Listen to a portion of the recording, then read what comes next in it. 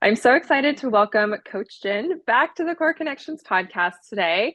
We are joining up to create a three-part series for all of you, and it's all going to be around creating space. So today's is all about how you can create more space in your body through movement and exercise and how that can improve your strength. So if you're new here, that may sound a little like how does creating more space in your body help you to become stronger? So I just encourage all of you to keep an open mind with some of the techniques and things that we're going to share with you. They are proven techniques. We know they work for our clients and students. We've been teaching them for years and years. And I know many of you listening know some of these techniques, and you're shaking your head like, yes, these really, really do work to help you to become stronger. But in doing so, well, I don't want to give it away. So I'm going to stop talking here and let's dive into what we want to talk about today, and that is all about improving our strength by creating space through movement. So Jen's going to start us off and talk all about the power of lengthening and how that can improve the fascia of our body. So go for it, Jen. Awesome. So fascia is the building block of our body. And as a lot of people might, if you're newer here, you might not know, in order for fascia to become stronger and to lay down properly, it needs to have tension, pulling in it, lengthening in both directions. It's like saltwater taffy that you see being pulled in opposite directions. So most of us have been taught our whole life just to kind of fall into a movement. We don't even think about lengthening through movement. Even in something as simple as, okay, let's stretch your hamstrings. What do most of us do? We literally fold over, touch our toes. But that's all we're doing. We're folding into the movement and touching your toes. Now, if you want to try this, go into the same movement, but now push your feet into the ground to lengthen down and press and try to lengthen through the top of your head into your hands. Now you're pulling your whole body in opposite directions, and that stretch becomes something totally different. But that stretch now with the pulling in different directions also tells these lovely little receptors in there called your Golgi tendons.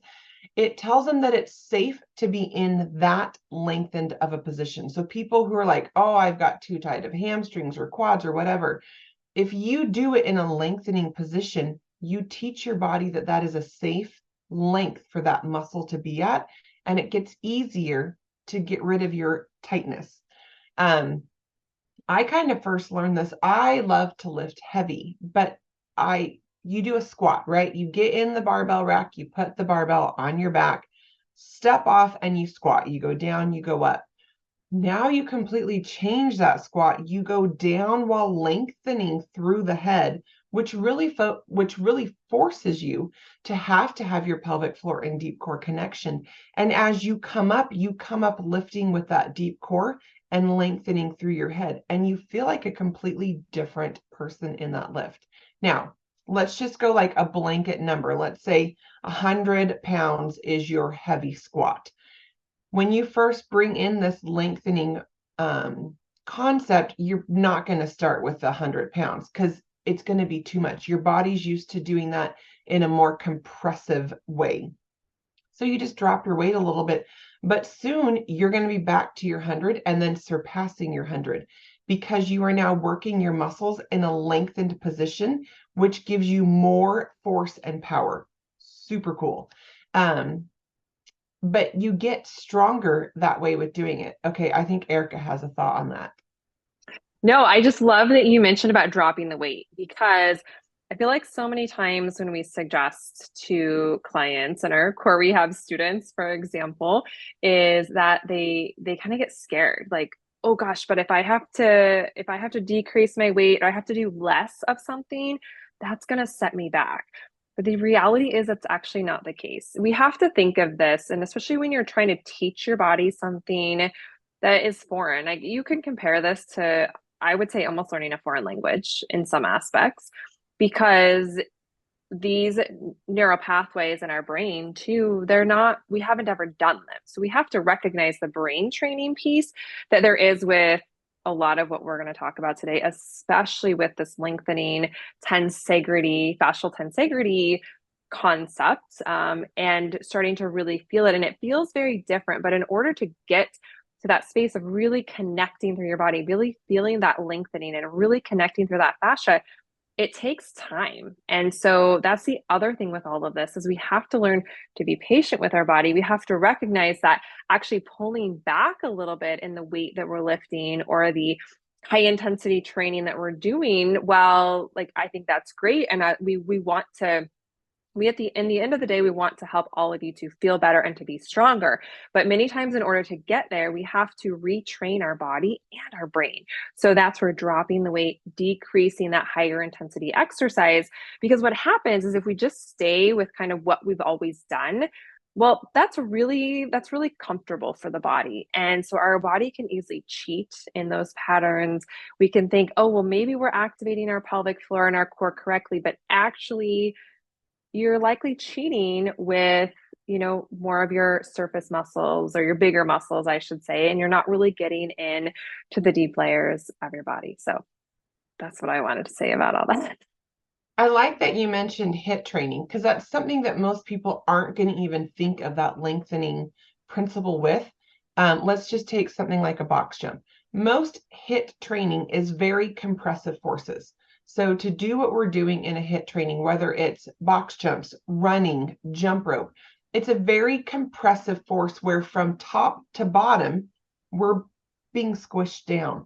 If you take that box jump and you now lengthen through it, you create so much more force and power with the eccentric phase of coming down and then the explosive phase of going up. Same thing with running. Now, with the lengthening, you're actually going to be able to naturally lengthen your stride more. And we know that you get faster and more powerful with a slightly lengthened stride. The same thing as if, let's say you're into spinning, you like being on a spin bike. Sitting on the bike, it's a compressive force. Most of the time, you're in a more flexed position with it. But if you can lengthen through the top of your head and out through your tailbone, and then down through your feet, it makes that workout so much more effective. Your core comes on and it's a whole new workout. Like if you just thought, oh, this was, I love spinning, it's easy. If you really want to intensify your workout and make it more powerful for you overall, you add in that lengthening component. And the coolest thing then is when you are done with your workout, when you're walking, you're like, oh, I kind of feel taller right now. Oh, and my core is on. Whereas with most workouts, even if you just got done doing a 30-minute core focused workout, you don't get up and walk away being like, oh, my core is still on and I feel taller. You're just like, you're tired. Your muscles are tired. You're done with your workout. But when you bring this fascial component, this lengthening component into any kind of workout, you can feel that length and that deep core connection for quite a while afterwards.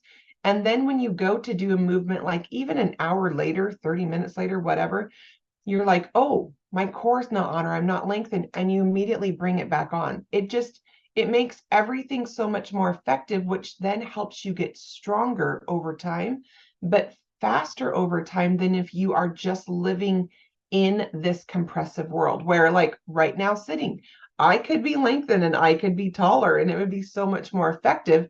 But I had kind of sunk into my seat doing this. And so when I get up, I'm not going to have any benefit from it. I'm going to be tighter, right? My hip flexors are going to be tighter because they're the ones gripping me down. Whereas if I sit here and sit nice and tall, when I go to get up, my core and pelvic floor are going to lift me up to walk out of this room, and I'm going to feel it so much differently. I'm not going to feel so squished and compressed. And how many of us sit for long hours, whether it's even just taking your kids, dropping them off to and from school, you sit in the drop off line, or you're sitting at work, or you're just chilling at night watching a show with the family. We do a lot more of these compressive type forces. And I really think that's why we have so much pain in our world nowadays and so much sickness, because our blood and our oxygen in us can't move as easy unless we are nice and lengthened and let all these pathways open up. I went totally off topic with that. No, it was great. I was going to tie in the pain, but you hit it. And I just was really wanting to hit on that because, well, over the years, well, you and I have had our share of pain over the years. It's what drove me to this profession years and years ago. But when we can learn to lengthen and we start to decrease that compression, we are preventing pain. So if you don't have pain right now, awesome. Let's try not get it. And if you do have it, just the concept of lengthening, we have found to help get people out of pain. It's fascinating because, well, what else does it do? It's you're creating more space between your bones, right? When you are lengthening, which allows more space for your nerves. And a lot of times we get pain because we get pinched nerves. So lengthening on its own, like if that's the only concept you ever take away from the stuff Jen and I always talk about, it can really, really, really help. It's so incredible. Okay, we talked a lot about lengthening. Let's dive into our number two, which is all about practicing movements with smaller ranges of motion. And I know people get kind of scared when they're like, wait, you want me to decrease my range of motion? But isn't the purpose of like, the word functional gets thrown a lot, like functional training, full ranges of motion, right? All of that. And that can be great. That can absolutely be great. I am all for functional training if that is working for your body right now and you don't have any pain, you know how to effectively strengthen your pelvic floor and deep core, right? Your alignment's great, all of that concept. But what I find is that over the years, and a lot of it goes back, honestly, I feel like a lot of the stuff starts in the teenage years, right? We're taught by quote coaches that, even, I mean, we can also say there's a lot of more knowledge today too than we would have had. Even if I had had the best coaches, probably didn't even know near what we know today about movement in the body anyway. But a lot of this dysfunction starts younger. And the only reason I bring that up is because I feel like so many times we get stuck in these habitual movement patterns, these habitual exercises, like the things we think we need to do to keep our legs thin or abs strong, whatever it might be, right? Fill in the blank. And they tend to be they tend to be sometimes bigger ranges of motion. And what we're doing with that is if we're working too big of a range of motion and our body can't stabilize and really connect through that, then we're essentially cheating. And we're not really then effectively or using that movement effectively to strengthen our body the way that we really want. And so when we actually start to decrease our range of motion, we can get stronger faster. It's phenomenal. It always excites me. Like I could do this with a client in one session, just decreasing range of motion. And at the end of that one session, she or he is like, oh my gosh, I feel so much stronger and more connected because we're applying these concepts. So, an example I always like to use for the range of motion exercise is like, like the laying on your side, like the Pilates side leg lift. So this one always, you see like the pretty exercise and it's like the woman's legs like, up towards the ceiling. You guys, I never, ever, ever, there's not anyone I have ever met that can do that exercise correctly and get her leg towards the ceiling. If she is, she's super extremely hypermobile. And even with hypermobile clients, I still don't see it because when we're doing that, we're having to allow compensation and movement through our pelvis, likely our hip flexors, really cheating to help get us there. And the purpose of the sideline leg exercise, for example, should be to strengthen our hips, strengthen that lateral glute area, right? And not be cranking on your back. And so many people get back pain from doing that.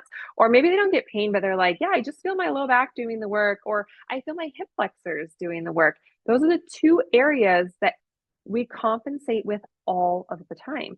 So next time you guys go do any exercises, if you notice, oh gosh, I'm actually feeling this in my low back and in my hip flexors, but that's not actually what this exercise, even if it could be something else, right? It could be a squat, for example.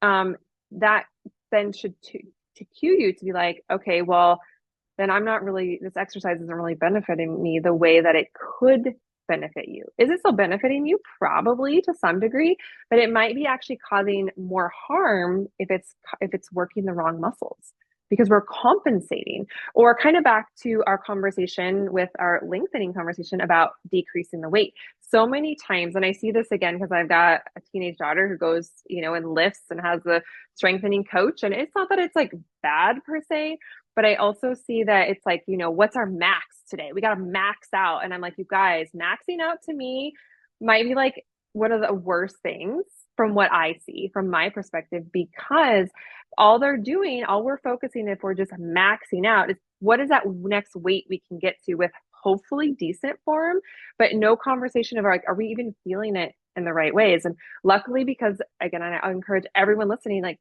pass the stuff you learn here on to your kids, especially as they get into the middle school, teenage years of doing sports and athletics and lifting and all of that. But luckily, my oldest knows, and now my son too, because he's starting to get into these strength classes, that I have taught them enough so they recognize, like, oh, yeah, I need to just keep my weight where it is. And this is just going to be my max because I could go higher, right?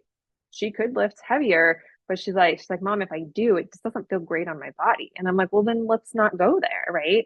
We've had these conversations. And so is she lifting less today than she was, maybe even 2 years ago when she started? Because it was all about lifting heavy, heavy, heavy. Yes, but her body is stronger because of it. It's to me, I get so excited on these conversations because it really, I know I'm kind of getting on the topic of the lifting of weights, but we'll tie it back into range of motion here too. But I just think it's so important because we get so fixated on some of these big metrics. But when we are lifting an appropriate weight, we may even need to, even with a weighted squat at the gym on the rack, like if you need to decrease your weight and do smaller ranges of motion, that is okay. Like, we just don't teach that. I don't see that in fitness. I don't see people teaching that because it's like, oh, we have to do a full deep squat and a full high squat, all the way up. And many times when we go up high, what happens? We go all the way up. I see people shove their pelvis forward and underneath, and we just shut off the pelvic floor and pretty much all of our leg muscles, right? Then we have to readjust everything and go back down and go down into that deep squat. Hopefully, we're not going so deep that we're going into our low back. And again, we go back up, we tuck the pelvis forward, and we've shut off our pelvic floor again. So instead, one, I don't teach that full range like that ever, but finding a middle range, and it's probably more of an upper middle range where you're like, okay, I can do this squat where I feel the balance through my hamstrings. That's a key one, you guys. Squats, for example, if you're not feeling your hamstrings, you're not doing your squats correctly. I like scream that. I'm gonna scream that from the mountaintops for all you to hear. It's not just for your glutes and for your quads. I cannot tell you how many people I see that lift a lot and they are so quad dominant. They are imbalanced in their quads. And again, that can be a problem when we're talking about prevention of pain and keeping our body in better alignment and balance so we can actually be stronger. So, and again, I kind of went off on a tangent with my squats here, but I think it's a good analogy. Everyone knows what a squat is, even if you've never lifted at the gym with a rack, if you do it with a kettlebell, things like that. Even if you do squats unweighted, which is where I always want people to start, is we need to be able to do an exercise unweighted with correct form, and not just correct form, but feeling the right connection. So this is where I would say my thought process has changed over the years, where, 20 years ago, it was all about form had to look perfect, right? It was driven home to me. And I'm grateful for that time in my life of like form had to look perfect. Then I started recognizing over the years that, okay, but not everybody can have that quote perfect form. We need to actually decrease ranges of motion. Then we start to actually turn on and get the right muscles and the right fascial connections to start happening. Then in time, we work back up to full ranges of motion. And it's so crazy to me sometimes when I'll work with someone and it's literally like, a pelvic tilt. A lot of you know what pelvic tilts are. A lot of you probably have my pelvic floor guide that I teach so that you guys can all get that for free. And it's a really, really small movement for most people. And for a lot of people in the beginning, they barely move when they do them, or even rolling into a hip roll, they might barely lift their hips off. And I'm like, that's okay. That's great because we have to listen to our body and we've got to start or back up even to go into smaller ranges of motion where we're starting to turn on and work the right connections in our body. Um, and hypermobility is a big thing, right? So many of you listening, I know, deal with hypermobility. And I actually have an episode coming up in the future with Dr. Aaron. We talk a lot about hypermobility. So that'll be coming up in the future. But something to understand with hypermobility is that you can feel tight and be hypermobile at the same time. And I think people don't always understand that because a lot of times when we feel tight, we think we just have to stretch and stretch and stretch. And kind of back to what Jen said before, we have to connect and lengthen through those stretches. Otherwise, if we just stretch and stretch and stretch, we're just adding to the hypermobility that's going on. So we have to start really asking the questions of, with why are we tight here? And if in the first place, like, let's go back to the hamstring conversation. And I know we've said this before, probably, I think in one of our last chats, Jen, that we did for the podcast about tight hamstrings. What we see is tight hamstrings can mean weak hamstrings. And so when you think about that for a minute, if you're just constantly stretching your hamstrings because they feel so tight, but we don't really strengthen them much, think about that for a second. Well, maybe there's a reason they're so tight because they don't have the strength they need to support the imbalance in the front of your body, the quad strength and hip flexor tightness or restriction, and whatever else might be going on with postural movements. And so that's one example of like tightness. And the reason I just want to bring that up because I think with hypermobility, we think, oh, it's really obvious to see hypermobility. And sometimes it is, and sometimes it isn't. So I just always like to bring up that restriction. Sometimes we can feel tight in areas and still be hypermobile as well.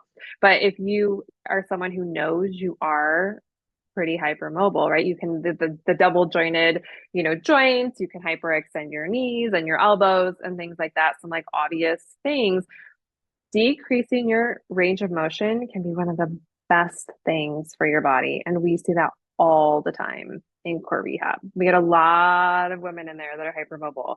And getting her to decrease her range of motion is like a saving grace for her body. She actually starts getting stronger. She stops going into that locking of the joints and things like that. So, Jen, anything else you want to add to our range of motion? That's just one of my favorite things because we get a lot of dancers and gymnasts that we work with, and they're like, oh, I can do this range of motion, but I'm not feeling my pelvic floor and deep core connection. And the minute we tell them, you've got to back off that range of motion, like I want you to move 1 to 2 inches max. Yeah. Within a day or two, they're like, okay, that is a game changer, and I feel it. And then throughout that process, they actually get properly strong in the right muscles because a lot of that hypermobility also comes at a cost of the glutes, the hip flexors, the obliques, the pecs, certain muscles overworking to make that happen, which then gives you more dysfunction and pain down the road. Yep, absolutely. Well said. Okay, Jen, let's move on to number three, which is all about moving slower. So I'll let you take this one. So moving slower really is the same concept as shortening your range of motion. Because like, let's take my 7-year-old, for instance, I was watching him during his swim lessons and I could see a muscle deficiency as he was swimming, as he was working on his free stroke. I could see what was wrong and my brain immediately goes to, okay, I have to fix this and correct it. I've worked with swimmers and divers. So I gave him an exercise with the lightest tubing to do. And as it started to get heavy, what did he start doing? He started moving faster, right? And I mean, I do that. I will cheat. I will try to go, if it's getting heavy and hard and I'm trying to make it to a certain number or a certain time, you start going faster because now you have momentum, which gives you almost a bounce elastic factor. So now you've got other muscles moving you than what you want. So take our squat, for instance. If I'm doing a true squat, I've got my hamstrings, my quads, my glutes, and my deep core moving me. I have other things stabilizing, but those are my main movers. Now, if I add speed into it, I'm going to have obliques kicking in. I'm going to have tons of different, I'm going to have my calves kicking in. I'm going to have more quads than I will hamstrings kicking in. A lot and more lateral stabilizers than my medial line stabilizers. So you have now all of a sudden a lot of things moving you and you're not getting the actual function. Also, when you go faster, you lose that lengthening component that I talked about in the beginning. So now we're just going straight back to compressive forces. So when you can actually slow down the movement, you make it harder because the amount of time that muscle is under load, that's where strength comes in. That's where those little mini micro tears, don't let that freak anyone out. They're like literally microscopic micro tears. But that is how you build more muscle to be stronger. When the more time you are under load, proper tension and load, the stronger your muscle becomes and the more length you can get out of it. So you slow down your movement. So many people, I've even seen it with high school pre-football conditioning. As of a month ago, I saw this being posted. For their football pre-conditioning, it was all timed base. How many reps can you get in this time? Well, so now we've taken all function and proper movement and muscle, like Erica just talked about, out the door. Because it's how many push-ups can I get in 30 seconds? How many squats can I get in 30 seconds? Everything then is now going to be a cheating factor to get an end goal that's not your true goal, right? If I'm training football players, I want them to be sufficiently strong so that I decrease their likelihood of injuries. But if I'm training them to meet numbers, then I'm increasing possibly the rate of injury that these individuals can have.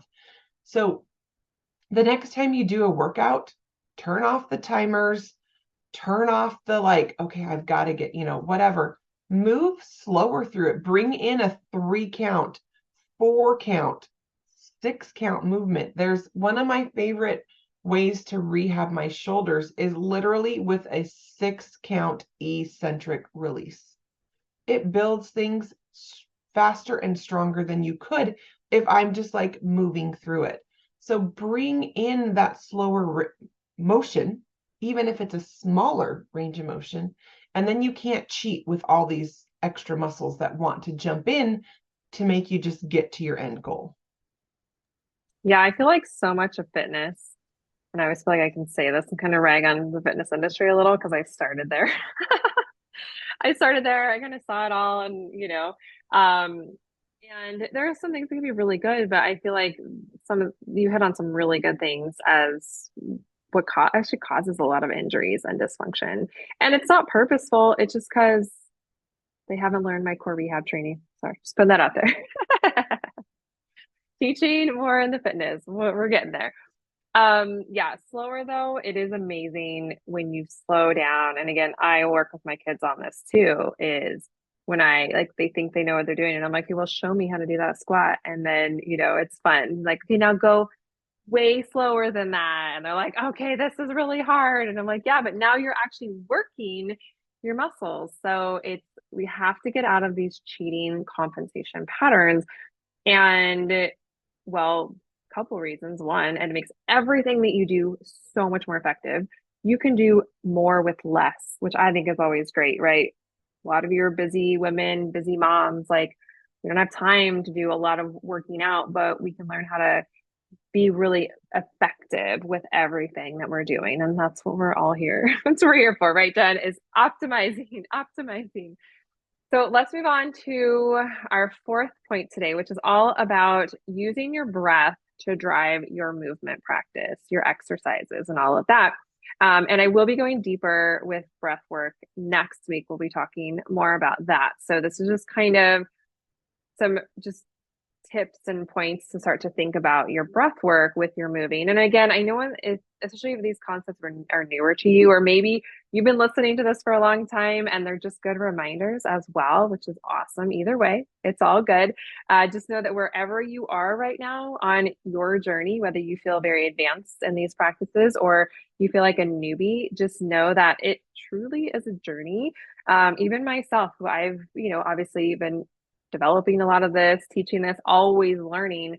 I'm always discovering new things. And part of it is because of breath. I feel like breath is something that it unlocks so much for our body, for our nervous system. It helps us to slow down. So if you're someone who's having a harder time slowing down with your movement, well, bring more awareness to your breath. Remember those counts that Jen was talking about.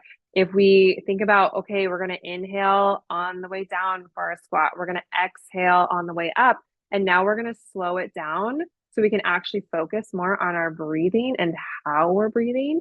And then it now only not only does that exercise become more effective from a muscular strength perspective, but now you're going to be breathing better. And if you don't start bringing awareness to your breath, there's a really good chance you're just holding your breath on when you should be exhaling. A lot of people tend to hold their breath when they're exerting force through an exercise. And if we are doing that, then there's a really good chance we're putting pressure downward on the pelvic floor.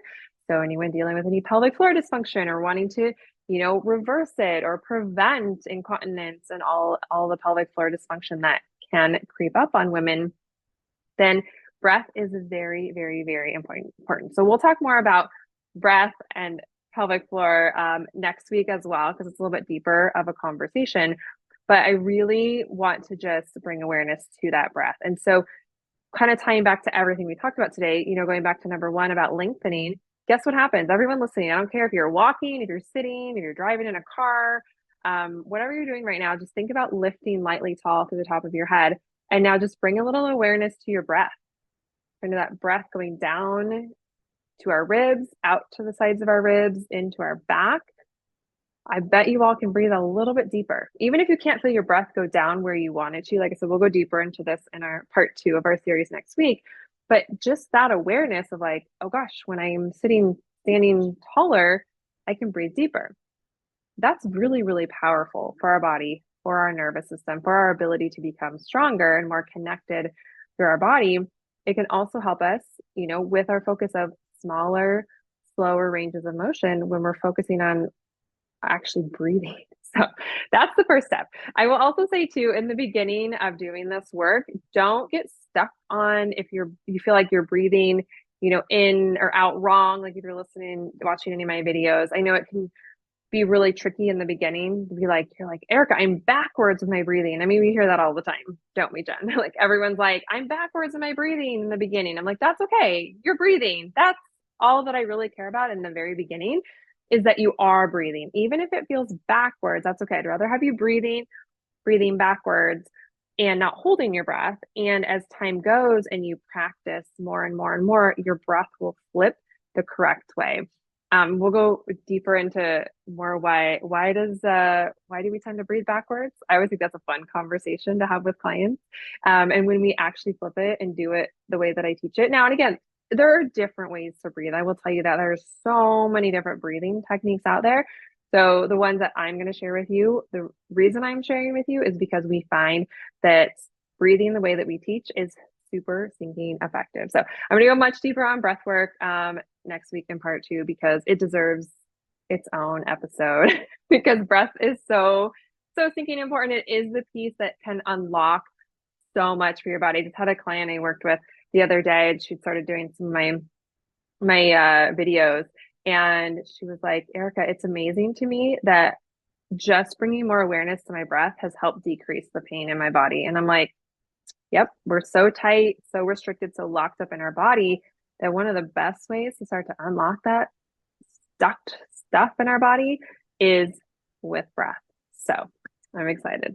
Jen, do you have anything else that you feel like we should add on from today's conversation?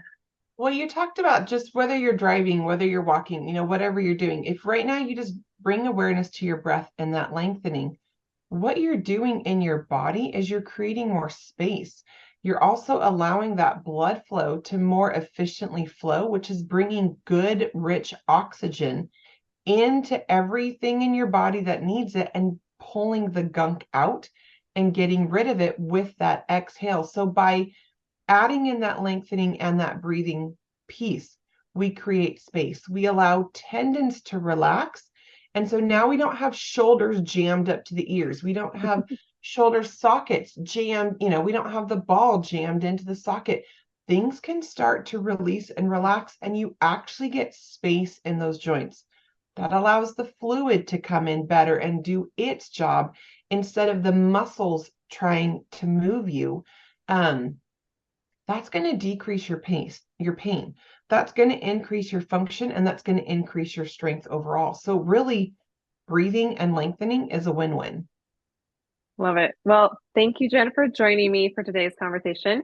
Coach Jen will be back for part two next week, all about breath work. So I'm really, really excited for you all to tune into that. So thank you all so much. As always, share this episode with your friends, with your sisters, and because you just never know what little nugget of information could be really life transforming for her as well. And if you have any questions, don't hesitate to reach out. You can always reply to any of my emails that you receive, or you can find me on Instagram at Erica Zeal. See you guys back next week.